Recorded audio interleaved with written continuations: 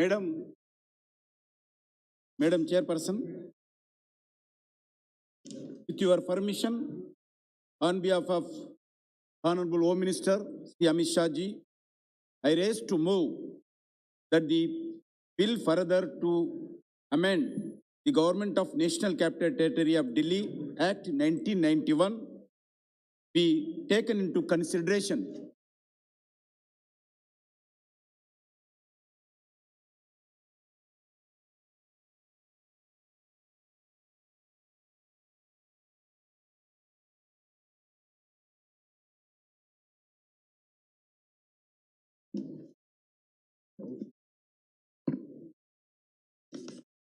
आदरणीय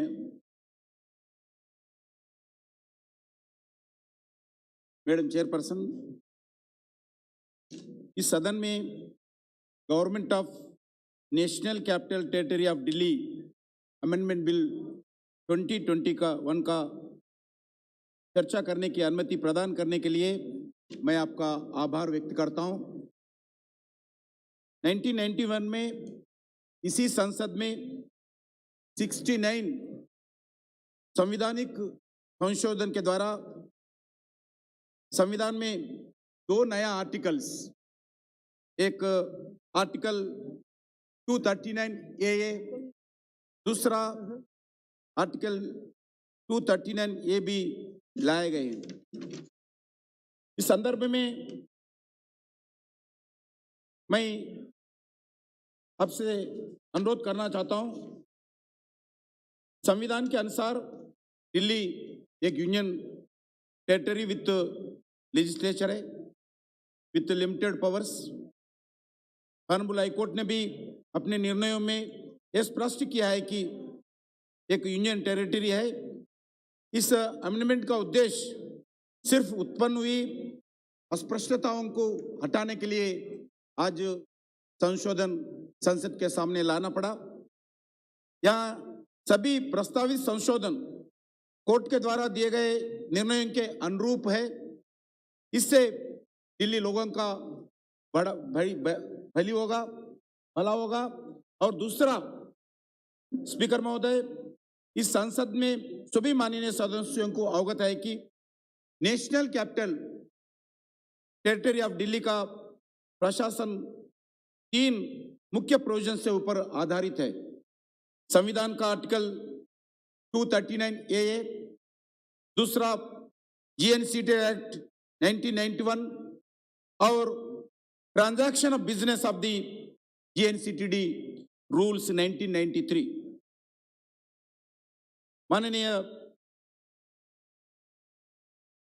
madam speaker, 1991 से दिसंबर 2013 तक दिल्ली का प्रशासन सुचारू रूप से चलते रहे और आमतौर पर सभी मुद्दों का विचार और चर्चा के माध्यम से समाधान हो जाता था।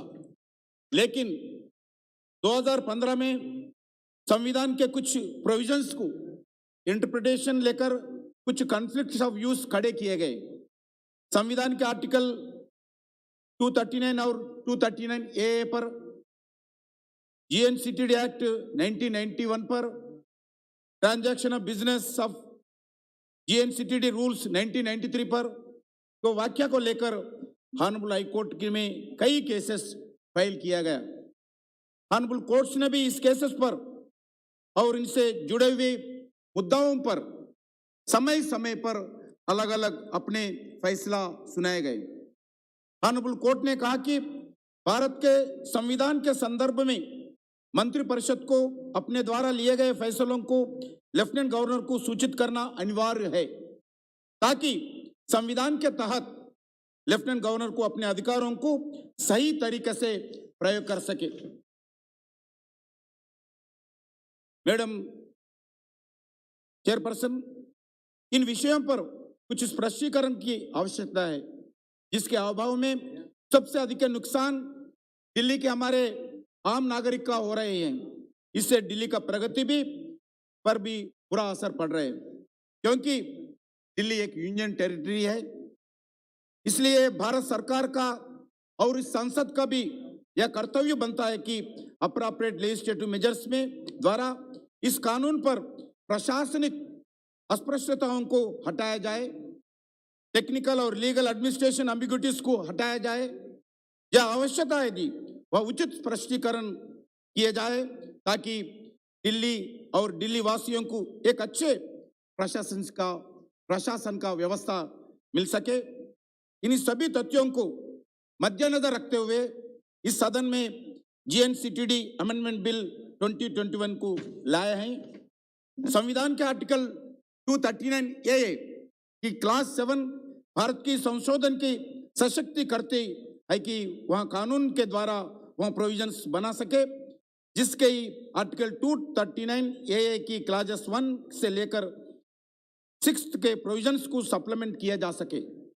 इसके तहत संसद ने जीएनसीटीडी एक्ट 1991 को पारित किया था, क्योंकि जीएनसीटीडी एक्ट 1991 इसी संसद ने पारित किया था, इसीलिए इसमें कोई भी संशोधन करने के लिए यह संसद पूरी तरह सक्षम है, पूरा अधिकार भी है।